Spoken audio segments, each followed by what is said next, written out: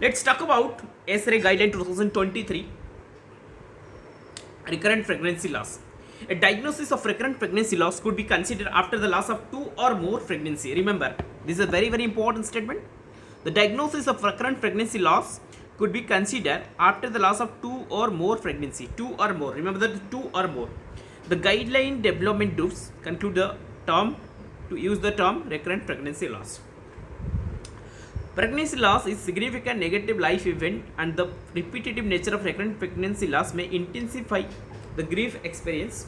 Studies have mostly focused on the women, and there is need for study on the emotional impact of RPL on men.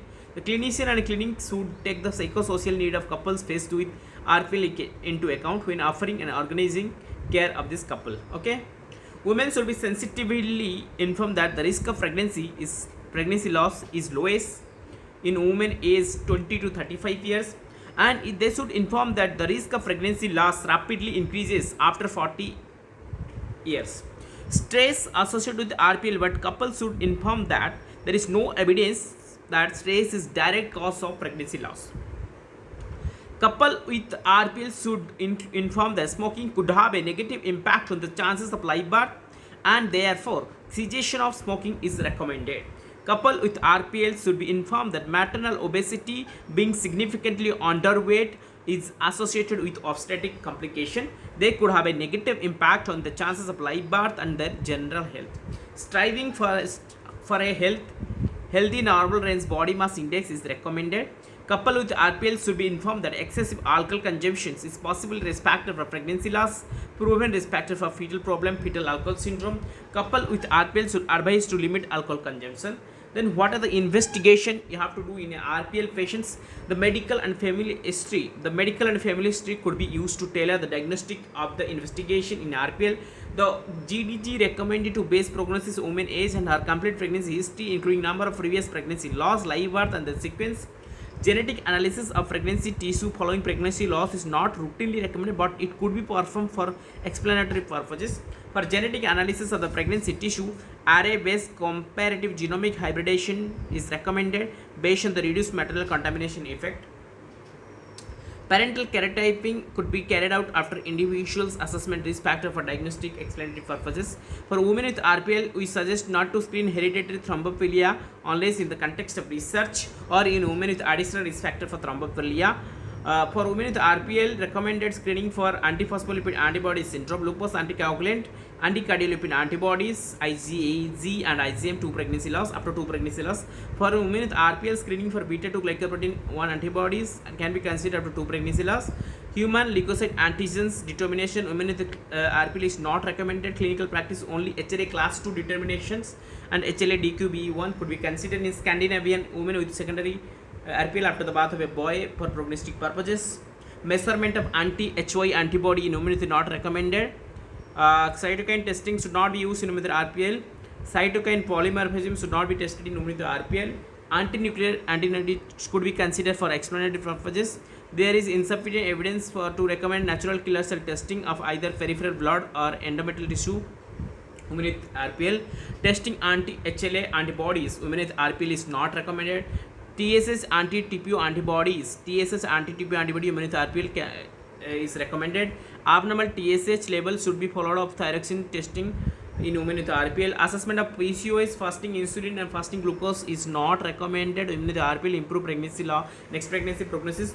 Prolactin testing is not recommended with RPL in the presence of clinical symptom of in the absence of hyperprolactinemia, oligomenorrhea and amenorrhea. Ovarian reserve testing is also not recommended routinely. Luteal phase insufficiency testing is not recommended to women with RPL. Androgen testing is not recommended to women with RPL. Luteinizing hormones testing not routinely recommended to women with RPL. Luteinizing hormone. All women with RPL should have an assessment of uterine anatomy. The preferred technique to evaluate the uterus, transvaginal 3D ultrasound, which has a high sensitivity specificity, can distribute the septate uterus and the bicorporeal, formerly biconate uterus and normal cervix. Sonography is more accurate. HSG is in diagnostic uterine malformation. It can be used to evaluate uterine morphology when 3D USG is not available. Dual patency has to be investigated.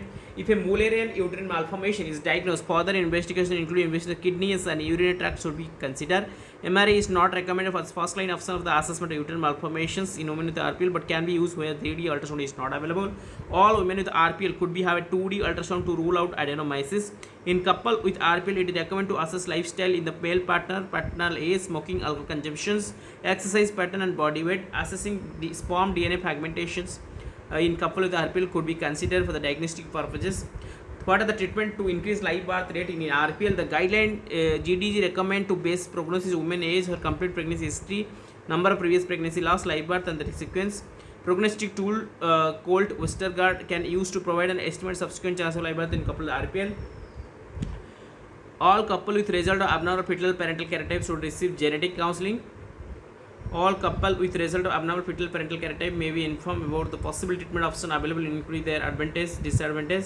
For women with hereditary thrombophobia and history of RPL, we suggest not to use antithrombotic prophylaxis unless in the context of research, if indicated venous thromboembolism prevention. For women who fulfill the laboratory criteria APS and history of 3 or more pregnancy loss, we suggest administration of low dose heparin 75 to 100 mg starting before the conceptions, and a prophylactic dose of heparin, unfractionated heparin or low molecular heparin starting at the date of positive pregnancy test over no treatment.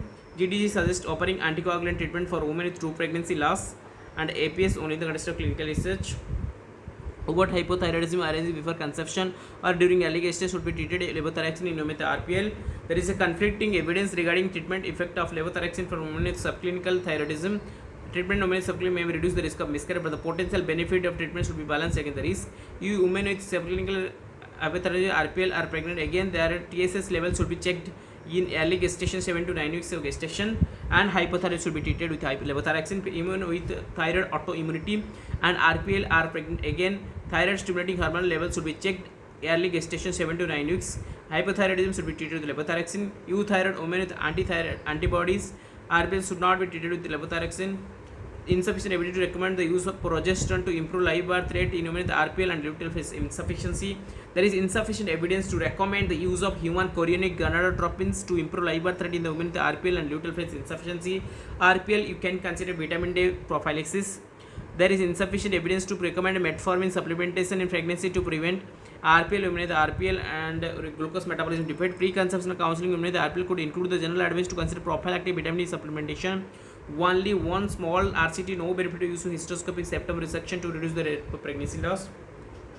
Metroplasty also not recommended for bicorporeal uterus with normal cervix. Uterus reconstruction is not recommended for hemiuterus. Formally, the insufficient evidence of metroplasty in women with bicorporeal uterus and double cervix. Insufficient evidence supporting hysteroscopic removal of the submucosal fibroid endometrial polyp in women with RPLs. There is surgical removal, the intramural not recommended. Women with RPL, there is insufficient evidence to recommend removing fibroids that disturb the cavity.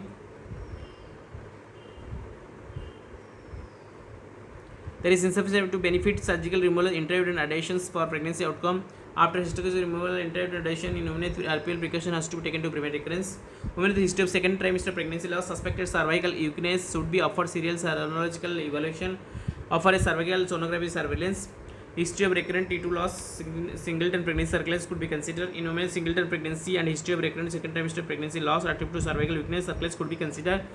Couple with RPL should inform that smoking, alcohol consumption, obesity, excessive exercise could have a negative impact on their chances of live birth. Therefore, cessation of smoking, normal body weight, limited alcohol consumption, normal exercise pattern to be recommended. No evidence to support sperm selections by physiological intracytoplasmic sperm exemption.